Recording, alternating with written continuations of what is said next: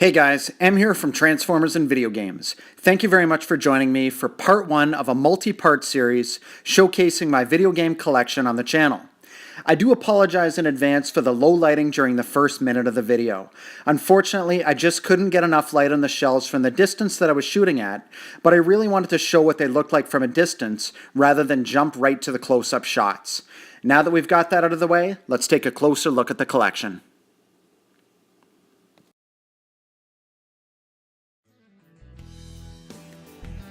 The first thing that we're going to look at here is the very first video game system that I ever owned. On top of the shelf you can see my Atari 2600 Junior, and the specimen that I have here is the exact one that I bought back in the 80s as a kid with my own money. Even though Atari was at the end of its life cycle, you can say I got duped into buying it due to Atari's clever marketing where they were selling the units for under 50 bucks. Even as a kid, it didn't take me long to realize that I'd made a big mistake and I really should have waited, saved my money, and bought the Nintendo Entertainment System. I eventually did get a Nintendo, and I'm guessing that was around 1987. Just unfortunately for me and any other kids that grew up in the 80s, Nintendo games were expensive, so a lot of us didn't have very large collections. Fortunately, video stores were also renting video games at the time, so that gave a lot of people like me an opportunity to play a lot of these great games. Some of my favorite titles as a kid that you see in the 2 rows of Nintendo games here were Batman, Contra, Double Dragon 2, the original Dragon Warrior, Tetris, Zelda, Teenage Mutant Ninja Turtles, the arcade edition. There's Tecmo World Wrestling there, which you don't hear a lot of people talking about, but I remember loving that as a kid. When you did your power moves, there was these really cool cutaway scenes, and something you'd have to watch a video review on now to see what I'm referring to, but a lot of great times playing that, and Rad Racer was a fun car racing game. Now here's some more of my original Nintendo games down here. These ones are separated just because they take up a lot of room in these custom cases that they came with. I bought these as a lot off of eBay several years ago, and the cases they came in kind of remind me of old school VHS tapes, almost like if you bought a used movie from a video store. Sort of custom cases that they might have made to protect the cover art and that sort of thing. These are just a couple more loose cartridges, and then behind the Final Fantasy you can see I've got some carryover from my Super Nintendo collection, which we're going to get to next. Now we'll move along to my loose Super Nintendo games. Up top you can see Final Fantasy II, which I scored for a really great price on eBay. F-Zero was a fun one that I remember playing as a kid.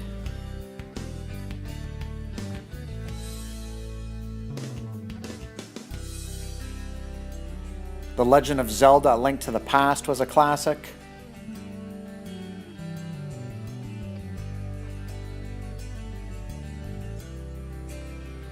I think everybody liked Mortal Kombat for the Super Nintendo. Turtles 4 is actually one that I found at a flea market last summer.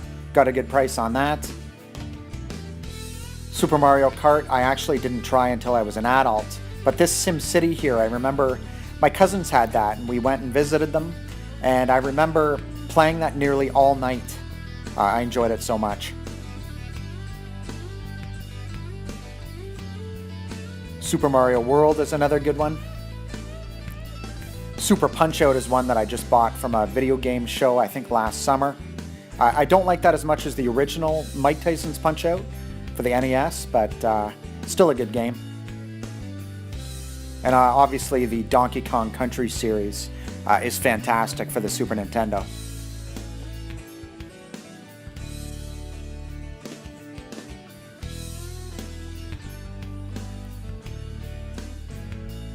Now we'll just pan back and take a look at all the Super Nintendo cartridges. And we're going to head over to the right here. I actually missed 2 games in my initial sweep. The first one here is Street Fighter II Turbo Edition, and I actually had this as a kid and I absolutely loved it.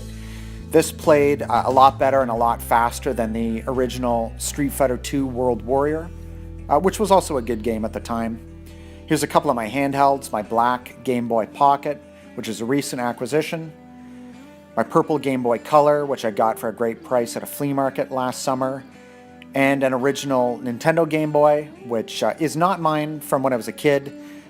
It's something that I got from a garage sale last summer, along with an N64 and some boxed N64 games, which we'll see shortly. Here's a few Super Nintendo carryover titles here, nothing worth mentioning.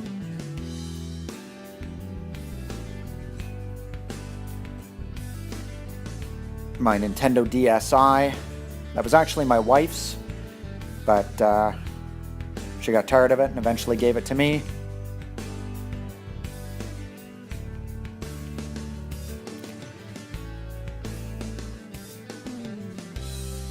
I've got 50 Nintendo DS games. Yoshi's Island DS is a good one. I always really liked the new Super Mario Brothers. And one you don't hear a lot of people talking about is Resident Evil for the DS. This plays the same as the one for the original PlayStation, but the cool thing about it is if you find the original Resident Evil a little too challenging, there's a couple of codes you can use. One of them will give you more ammo, and I believe the other one allows you to take more damage before you die. So it's cool if you like the survival horror but want a little less of a challenge. These are my boxed N64 games, and everything that you see here, with the exception of one of the copies of GoldenEye, the Mayhem wrestling game, and Lego Racers, all of the boxed games came from the garage sale that I mentioned earlier, where I got an N64, I got all these games, and I got that original Game Boy that I showed above. I paid $40 for everything. There's some other random things that came with it that I won't get into right now.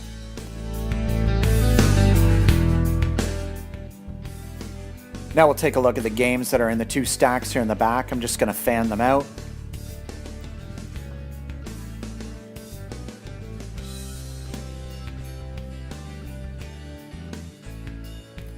Gex 64 is one that I got from a garage sale last summer. I think I paid $2 or $3 for it. All these prices are in Canadian currency.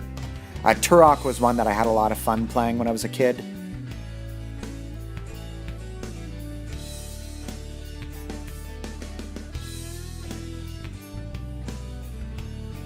Banjo-Kazooie and Banjo-Tooie are fairly recent acquisitions. I got them from a local video game show 3 or 4 months ago. And Resident Evil 2, although I don't think I'll ever play this version of it for the N64, just because I have better ways to play it, was a must-have for my collection. Remember getting Ready to Rumble boxing when I was a kid. This is the one I bought used from, I think, EB Games, and I remember just being pretty disappointed with it. WCW NWO Revenge was my favorite wrestling game for years and years. I remember this game was just so much fun. And the last games here, Wayne Gretzky 98 was one that I found at a local thrift shop, and Army Men Sarge's Heroes I got from a garage sale, along with that Gex 64 just for a couple of bucks. And I actually haven't had a chance to try Turok 2 yet. These are the games that you see in the plastic cases that were next to the boxed games. They're all good titles. This last one here is kind of special. It's a not-for-resale version of Mario Party 3. Just going to flip it over and show you the other side. I just think it's really cool that it's still got the not-for-resale demo game only sticker. It says property of Nintendo. Got no idea if it's worth anything, but it's just a fun thing to have in the collection. Now we'll move along to my boxed Game Boy, Game Boy Color, and Game Boy Advance games. At the bottom there you can see Motocross Maniacs, which is a fun one. It reminds me a lot of the original Excitebike for the NES, only with some better stunts. R-Type's a good one. I have no idea why I have flushed away. The 5 Super Nintendo games you can see on the right are still factory sealed, and on the left are my boxed Nintendo games, with the exception of F1 Race, which is a Game Boy game.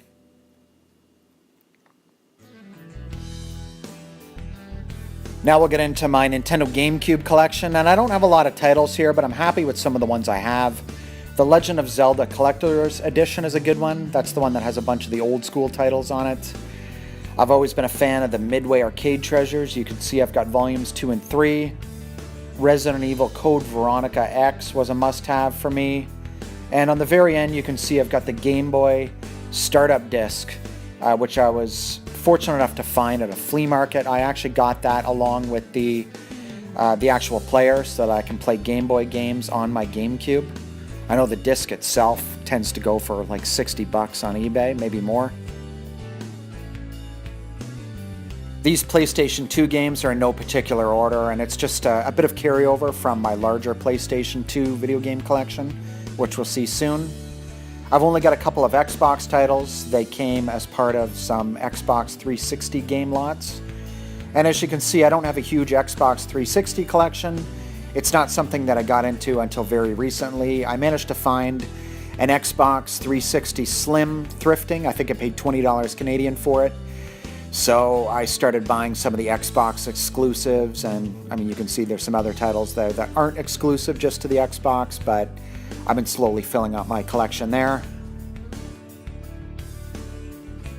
Next, we'll move along to the top of the second shelf here. You'll see a couple of Nintendo Entertainment Systems. One of them I found thrifting, the other one at a garage sale last summer. And on the right, this is my actual Nintendo that I bought in 1987 when I was a kid. And it's in fantastic shape. The box is beautiful. Inside, it's got all the instructions and paperwork, baggies, twist ties, all that stuff. I always took really good care of my stuff. On the right, you can see I've got 3 original PlayStations, and on the far right, I've actually got a PlayStation Slim tucked in the corner. I just keep finding them for low prices, and I just can't resist when they're, you know, $10 and under. A couple of good NES titles here. Mike Tyson's Punch-Out was one of my favorites. Maniac Mansion was a great game. And I remember having a lot of fun with that ice hockey. These are all my PS1 titles. Some of my favorites that I had as a kid were Metal Gear Solid, Resident Evil 1, 2, and 3. It was actually the first Resident Evil that got me back into gaming. I remember renting that with some friends and just being hooked on it.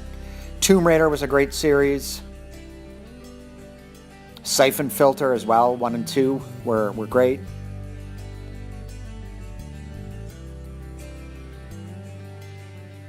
Now we'll get into my PSP titles, and by my last count, I've got 111 Sony PSP games. Some really good ones here. Castlevania was great.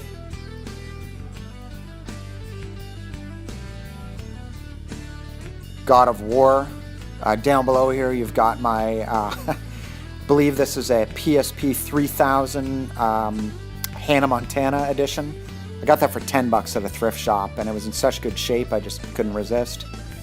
Love my PSP. The Grand Theft Auto games are really good on that. Loco Roco 2 was a fun one.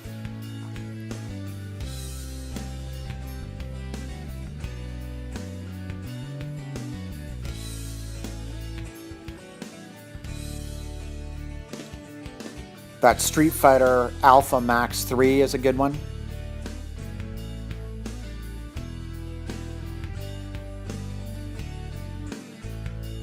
Lots of great games here for the PSP. I'm really glad that it was popular enough that they produced a lot of titles.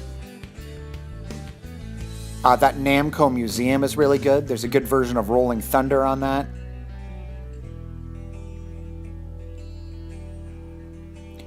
And now we'll get into, these are 3 of my other PSP units. That's the 1000 model right there. This next one's the 2000.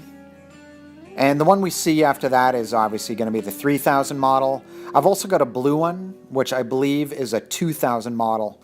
Just, I actually had that upstairs because I play that one. So that one's not down here on display on the shelf.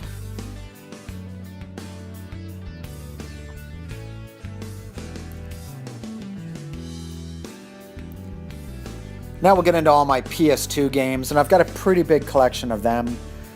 By my last count, from what you see on the shelf here, I've got 144 games. And there's just a massive library, as everybody knows, for the PS2, which obviously doesn't surprise me. If I'm not mistaken, there was something like 150 million units sold worldwide. So obviously there's a huge library that supports that. A couple of my carryover PSP games from above, just from the way I'm zigzagging across the shelves here. The Max Payne games were really good. Metal Gear was another great series for the PS2. I don't know how many copies of these Namco museum games I have for various game systems, but for whatever reason I keep buying them. Ratchet and Clank is good. There's a little Resident Evil box set I've got. Those are all the Resident Evil games that came out for the PS2. And along the front you can see some of my controller variants. Down below here, you can see on the right is where my PS3 games start, but again, the way I'm zigzagging across the shelves, we're gonna look at a couple more PS2 games, and then the next shelf will be more of my PS3 titles. Those Tony Hawk games are great fun. I was happy to find those two Street Fighter games that you see there, the Alpha Anthology, and I believe that other one's an Anniversary Edition. Silent Hill 2 and 3 were some great acquisitions from a toy show last year.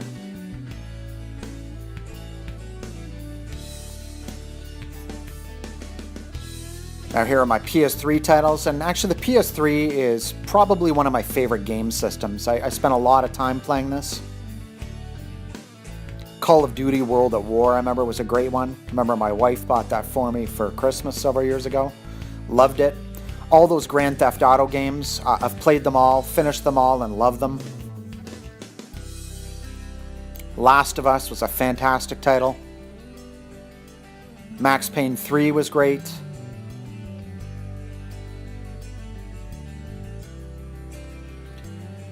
The Uncharted series was one of my favorite. I'm forgetting which one it is now, but one of those Tomb Raider games I thought was absolutely fantastic. Had a lot of fun with Rock Band. You can see I've got some of the track packs. I remember you could just keep expanding on that. If you had Rock Band 2, you could import your songs from Rock Band 1 and Rock Band 3 and the various track packs. So I had a huge collection of titles that me and my friends could choose from when we decided to play that. Here we've got Mario Kart 8. I believe it's a track set with little cars that I picked up at a garage sale for $5. It's still sealed. Couldn't resist. This is an old TV that I do most of my retro gaming on. You can see down below I've got Model 1 Sega Genesis. I've got an N64, an original Nintendo. I've also got a rather yellowed, or as I like to say, golden Super Nintendo. And then on the far right, you're going to see my Gamecube with my Game Boy player attached. Well, that's it for part one of my collection. I'm really trying to grow my YouTube channel, so please be sure to like, comment, subscribe, and share. Leave me a comment in the comment section. Let me know what you think of my collection, and if there are any standout titles that you'd recommend that I didn't mention. And also let me know if for part two, if you'd like it to have the commentary like this one did, or just music playing. Either way, it's all good. Thanks again.